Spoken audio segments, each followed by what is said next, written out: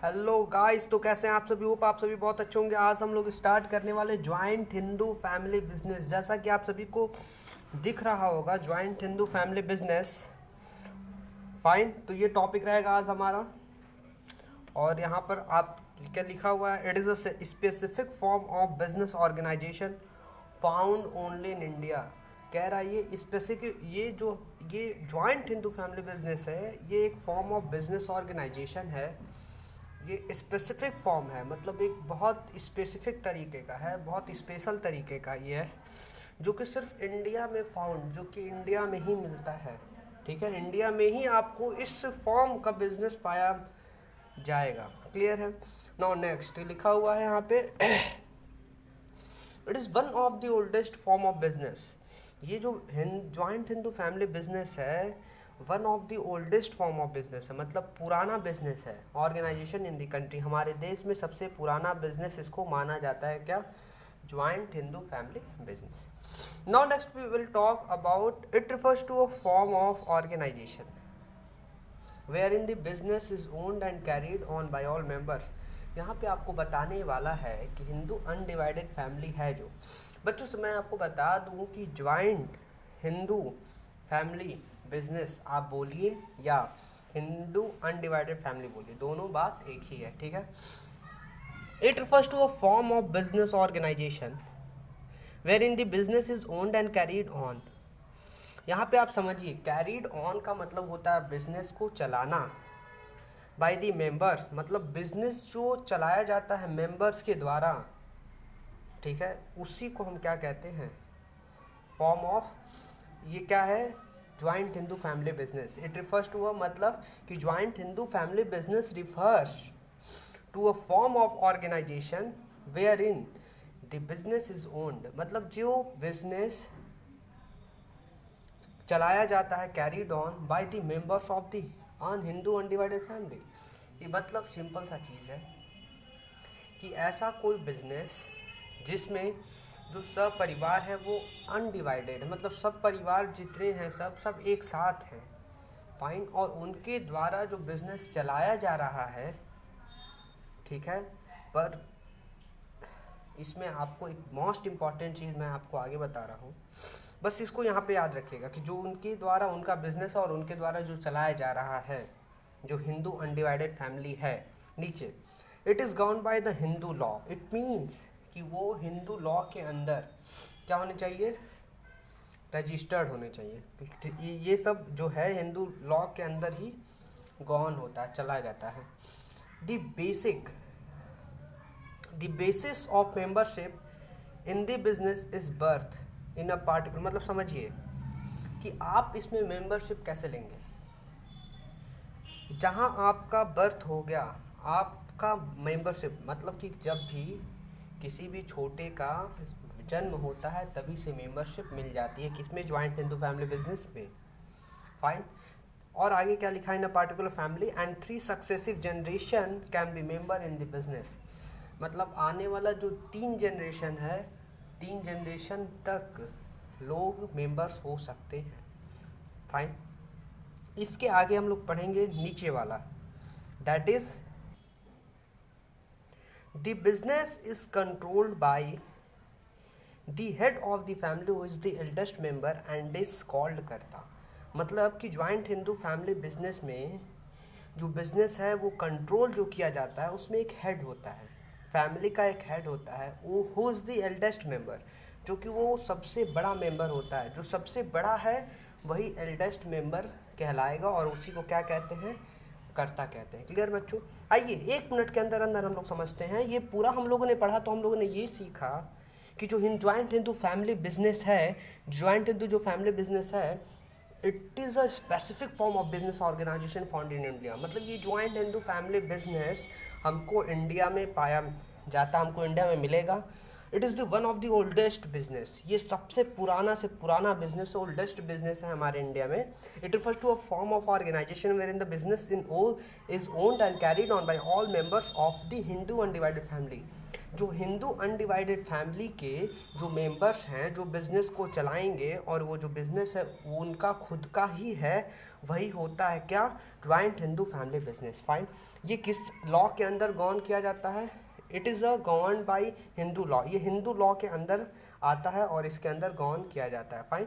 The basis of membership in the business. यहाँ पे एक क्वेश्चन है कि आपको मेंबरशिप कैसे मिलेगी. आपको मेंबरशिप बिजनेस में जैसे बर्थ हुआ उसी समय आपको मेंबरशिप मिल जाएगी. क्लियर है. और जब मेंबरशिप मिलेगी तो आने वाला 3 सक्सेसिव जनरेशन है, आने वाला जितने 3 सक्सेसिव जनरेशन है यहाँ पे मेंबर इसमें बन सकते हैं. क्लियर है.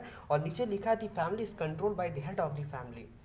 Fine. The business is control by the head of the family. ये जो बिजनेस है कंट्रोल किया जाता है कौन, जो हेड होता है. और हेड कौन होगा, एल्डेस्ट मेंबर. एल्डेस्ट का मतलब कि उस पूरे परिवार में सबसे बड़ा जो है एल्डेस्ट जो है वही हेड होगा. और उसी हेड को क्या करते हैं हम लोग, उसी पर्सन को क्या कहते हैं जो बिजनेस को कंट्रोल करता है, चलाता है, वही हेड जो है उसको हम कहते हैं कर्ता. क्या होता है, कर्ता. तो here I want to share that karta is most important. आपको ये जो टर्म है कर्ता वो बहुत इंपॉर्टेंट है. और अगर आपके एग्जाम में क्वेश्चन पूछा जा रहा है कि what is in Hindu joint Hindu family business, तो आपको यहाँ से लेकर ये सभी चीज़ें लिखना होगा. ये सभी चीज़ें बहुत इंपॉर्टेंट है. ठीक है. और सेम टू सेम आप नोट्स इसका बना सकते हैं. आइए हम लोग आगे बढ़ते हैं और ज्वाइंट हिंदू फैमिली बिजनेस के बारे में जानते हैं. क्लियर है. क्या लिखा हुआ है, all membership have equal ownership right over the property of an ancestral and they are known as copartner. आपको मैं बता दूं एडिशन में कि ज्वाइंट हिंदू फैमिली बिजनेस में एक एंसेस्ट्रल प्रॉपर्टी होता है. क्या होता है, एंसेस्ट्रल प्रॉपर्टी. एंसेस्ट्रल प्रॉपर्टी का मतलब दादा परदादा का पुराना कुछ जायदाद होता है, उनका दादा परदादा के समय का कुछ क्या प्रॉपर्टी होता है, वो सभी चीज़ें इसमें इन्वॉल्व होता है. फाइन. तो क्या लिखा हुआ है, all membership have equal ownership. जितने मेंबर्स रहते हैं सबका अधिकार सेम रहता है प्रॉपर्टी के ऊपर. कौन से प्रॉपर्टी, जो दादा परदादा के समय का जो हमारे पूर्वज लोग थे, उनके पूर्वज जो हमारे पूर्वज लोग थे उनके समय का कुछ जो प्रॉपर्टी है वो होता है एंसेस्ट्रल प्रॉपर्टी. ठीक है. तो उस एंसेस्ट्रल प्रॉपर्टी में सभी मेंबर्स का सेम अधिकार है, इक्वल अधिकार है. ठीक है. आइए हम लोग पढ़ते हैं यहाँ पे क्या है. There are 2 systems which govern membership in the family business. कह रहा है 2 सिस्टम है जो क्या होता है वो जो गवर्न करता है फैमिली बिजनेस के अंदर. देखिए क्या है कि सब मिला के हम लोगों ने पढ़ा joint Hindu family business. Joint Hindu family business के अंदर 2 सिस्टम है. वो 2 सिस्टम हमारे पूरे होल इंडिया में काम करता है. कैसे काम करता है, कौन सा सिस्टम कहाँ काम करता है, ये सिस्टम को आप समझिए. यहाँ पे लिखा हुआ है क्या, दया भागा सिस्टम. दया भागा सिस्टम का मतलब क्या है, एक है दया भागा सिस्टम, एक है मिताक्षरा सिस्टम. क्या है भाई, यहाँ पे मिताक्षरा सिस्टम. तो दया भागा सिस्टम प्रीवेल्स इन वेस्ट बंगाल. आप सभी को मैं बता दूँ ये कहाँ पे प्रीवेल्स करता है, वेस्ट बंगाल में. इट मीन्स कि ये सिस्टम कहाँ पे वर्क करता है, वेस्ट बंगाल में. And allow both the male and female members of the family to be को पार्टनर. बच्चों ऊपर तो मैं बताना भूल गया, यहाँ पे देखिए क्या लिखा है, दे आर नोन एज को पार्टनर. को पार्टनर का मतलब ये होता है कि जो यहाँ पे PAR है बच्चों, PAR. को पार्टनर का मतलब ये होता है कि जो कर्ता होता है अलग, बाकी सभी मेंबर्स जो हैं वो हैं को पार्टनर. फाइन. तो यहाँ पे जो लिखा हुआ है कि दया भागा सिस्टम वेस्ट बंगाल में रहता है, वेस्ट बंगाल में है. और वेस्ट बंगाल में ये होता है कि मेल और फीमेल दोनों मेंबर्स क्या बन सकते हैं, को पार्टनर बन सकते हैं. क्या बन सकते हैं, क्या कहते हैं, को पार्टनर बन सकते हैं. मतलब बन नहीं सकते, उनको अलॉट है, वो बनते हैं, रहते हैं. मतलब दया भागा सिस्टम क्या है हमारा, ज्वाइंट हिंदू फैमिली बिजनेस. ये कहाँ काम करता है, वेस्ट बंगाल में. किसको किसको अलाउड है, मेल और फीमेल दोनों मिलकर बिजनेस को चला सकते हैं. वही जो एक करता होगा, बाकी सब को partner. Fine. Next we will shift on Mitakshara system. बच्चों Mitakshara system prevails all over India. ये हमारे मिताक्षरा सिस्टम पूरे होल इंडिया में है एक्सेप्ट वेस्ट बंगाल, बट वेस्ट बंगाल को छोड़कर, ठीक है। And allows only the male members, बस मेल मेंबर्स इसमें काम करेंगे टू बी को partner in the business. It means कि पूरे होल इंडिया में कौन सा सिस्टम है, मिताक्षरा सिस्टम। कहाँ पर ये नहीं है, बंगाल में नहीं है। और इस मिताक्षरा सिस्टम में कौन अलाउड है, सिर्फ मेल मेंबर्स ही पार्टनर्स बन सकते हैं, को पार्टनर जिसको कहा जाता है। फाइन, तो आपको क्लियर हो गया होगा कि ज्वाइंट हिंदू फैमिली बिजनेस क्या है। आइए हम लोग नेक्स्ट इसी के अंदर फीचर्स पढ़ेंगे। Features of joint Hindu family business, हम लोग क्या पढ़ेंगे, features of joint Hindu family business. देखिए बच्चों, जब कभी भी बात की जाए features of joint Hindu family business की, तो सबसे पहला क्या लिखा हुआ है, फॉर्मेशन। देखिए आपको बता दें, जब भी आपको ज्वाइंट हिंदू फैमिली बिजनेस का फॉर्मेशन करना है तो कम से कम ये फॉर्म कैसे होता है इतना जान लीजिए। फॉर्म का मतलब, फॉर्मेशन का मतलब कि ये बिज़नेस स्टार्ट कैसे होता है, ये बिज़नेस बनता कैसे है।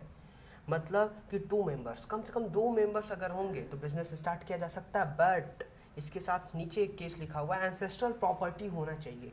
दादा परदादा का, हमारे पूर्वज लोगों का कुछ न कुछ प्रॉपर्टी होना चाहिए। इट मीन्स वो भी इस पहले से ही बिज़नेस करते आ रहे हों, उनका कुछ प्रॉपर्टी हो। फाइन, तो वो और 2 मेंबर्स अगर हों, और हिंदू सक्सेशन एक्ट के अंदर 1956 में आप क्या करिए, रजिस्ट्रेशन करा लीजिए, तो आपका क्या हो जाएगा, ये फॉर्मेशन आपका ज्वाइंट हिंदू फैमिली बिजनेस बन जाएगा। फाइन, उसके बाद क्या लिखा हुआ है, लायबिलिटी। ऑल द मेंबर, मतलब लायबिलिटी का मतलब समझिए, ये जो टॉपिक है लायबिलिटी, इसमें कह रहा है कि किसकी क्या लायबिलिटी होती है।